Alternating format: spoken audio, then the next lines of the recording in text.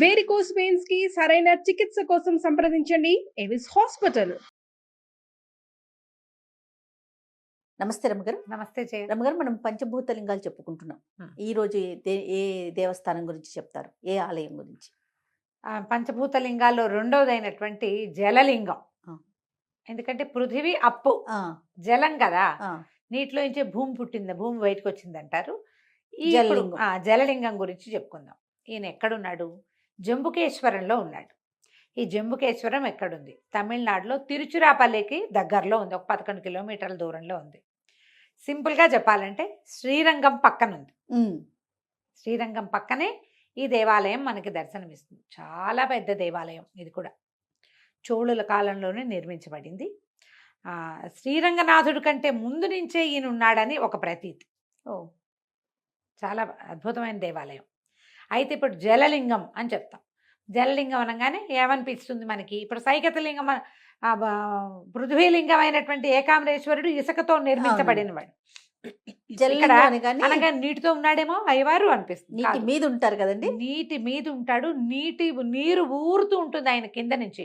ఎక్కడి నుంచి ఊరుతుందో మనకు తెలియదు. కాణిపాకంలో కనుక వినాయకుని కింద బావి మీద ఉంటారంటారు కదా, అలా అక్కడ ఆయన బావిలో వచ్చినట్టుంది కథనం ఉంది. ఇక్కడ అట్లా లేదు. దీనికి అద్భుతమైన పురాణ గాథలు 2 చెప్తారు. పురాణ గాథ చాలా అద్భుతమైంది. ఒకటేమో శ్రీకాళహస్తి కథని పోలి ఉన్నట్టుగా ఒక ఏనుగు, ఒక సాలీడు ఇక్కడ స్వామివారిని పూజించేవని, ఆ రెండు వాటి కొట్లాటలో ఇది 2 నశించిపోయినాయని, వాటి మీద కుంభవృష్టిగా అమృతం కురిసింది, అప్పుడు ఈ శివలింగం ఏర్పడిందని ఒక కథనం చెప్తారు. ఒకటి. రెండో ప్రధాన గాథ ఇంకోటి చెప్దాం మనం. ఇది ఈ జంబుకేశ్వరం అంటే జంబుక వనం. ఇక్కడంతా తెల్ల నేరేడు చెట్లు ఉన్నాయి. నేరేడు చెట్టు మనకు తెలుసు కదా, తెల్లటి చెట్టు. నేరేడుకాయ మామూలు నేరేడుకాయ. జంబూ వనం ఉందట ఇక్కడ. అయితే ఏమైంది? శంభుడు అని ఒక మహర్షి, ఒక ఆయన ఈ జంబు వనంలో తపస్సు చేసుకునేవాడు. మహాశివ భక్తుడట. నిత్యము అర్చన చేసుకునేవాడు, ఏదో తపస్సు చేసేవాడు. ఆయనకి ఏమనిపించిందట? ప్రత్యక్ష స్వరూపిగా ఉన్న భగవంతుణ్ణి పూజించాలని అనిపించింది. ప్రత్యక్ష రూపంలో ఆయన ఎంతకాలమో తపస్సు చేస్తే పరమేశ్వరుడు ప్రత్యక్షమయ్యాడు. ఏం కావాలో కోరుకోమంటే, నిన్ను ప్రత్యక్ష పూజ చేయాలి నేను, అదే నా కోరిక అని అడిగాడు. అడిగితే అప్పుడు పరమేశ్వరుడు ఏమన్నాడంటే, నేను ఇక్కడ శివలింగంగా లింగంగా వెలుస్తాను, నువ్వు జంబూ వృక్షంగా ఉండు. నువ్వు శాశ్వత అంటే మును ఎంతకాలం ఉంటారు, వాళ్ళ ఆయుష్ అయిపోతుంది కదా. జంబూ వృక్షంగా ఉండి నన్ను సేవించుకోమని అన్నాడు. చాలా కాలం తపసమాధిలో ఉండి ఆయన వెళ్ళిపోయాక జంబూ వృక్షంగా పుట్టాడు. ఆ దేవాలయ సన్నిధానంలో ఉన్నటువంటి, లోపట్లో లేదు బయటే ఉంది, ప్రాంగణంలో ఉన్న జంబూ వృక్షం సాక్షాత్తు ఆ శంభుడనే ఋషి అని భావిస్తారు. ఆయన ఆకులు రాల్చేవాడు అయ్యవారి మీద. ఈ లింగం ఏర్పడినప్పుడు అది జలలింగంగా ఎవరికైనా కనపడిందో లేదో మనకు తెలీదు. మనకి కనపడే వీటి కథల్లో ఎక్కడా కూడా స్పష్టంగా అది చెప్పరు.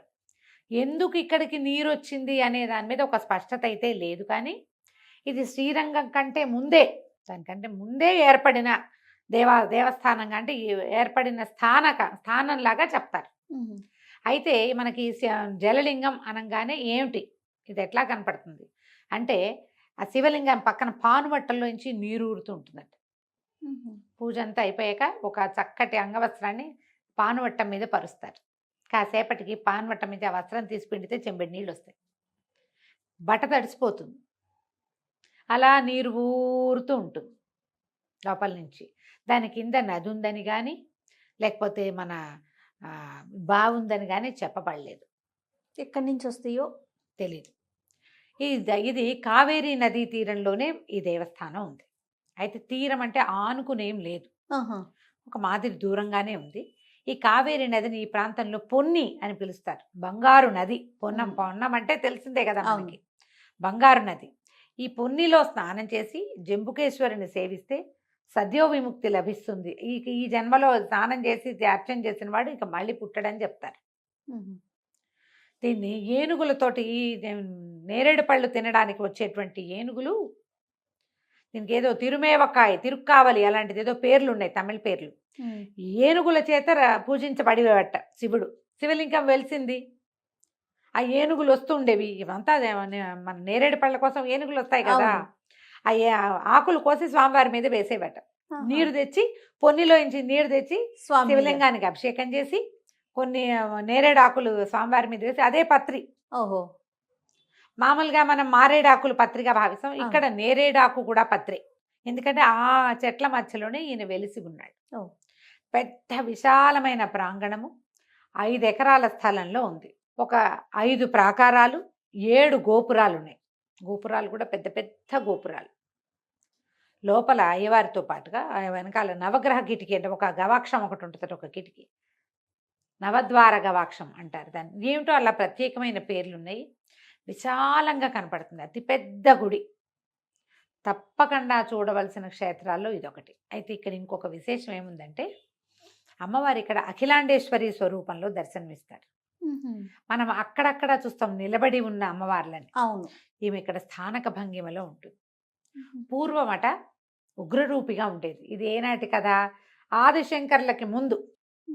శంకరాచార్యుల వారు 9-10 శతాబ్దాలకు చెందినవారు కదా, 9వ శతాబ్దం.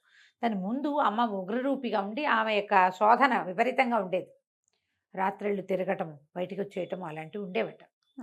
అయితే ఆదిశంకర్లు వచ్చి ఈ అమ్మని చూసి ఈమె ఉగ్రరూపిగా ఉందని కొంతకాలం ఇక్కడ తపస్సు చేసి ఆమె ఉగ్ర శక్తిని కొన్ని కళలు తగ్గించారట. ఆమె దగ్గర ఒక శ్రీచక్రాన్ని కూడా స్థాపించారు. దాంతో అమ్మవారి నుంచి ఉగ్రకళ తగ్గి శాంత కళ కనపడుతూ ఉంటుంది. మనం ఇది ఎంత ప్రత్యేకమైన విషయం చేయ మరి. భగవంతుడిని ప్రశ్నించే వాళ్ళందరూ ఇలాంటివి విని అర్థం చేసుకోవాలి. ఉందో లేదో మనకు తెలీదు అంటే లేకపోవడం ఏంటి, మనం ఉన్నాంగా, అంతే కదా. మనం ఉన్నాం.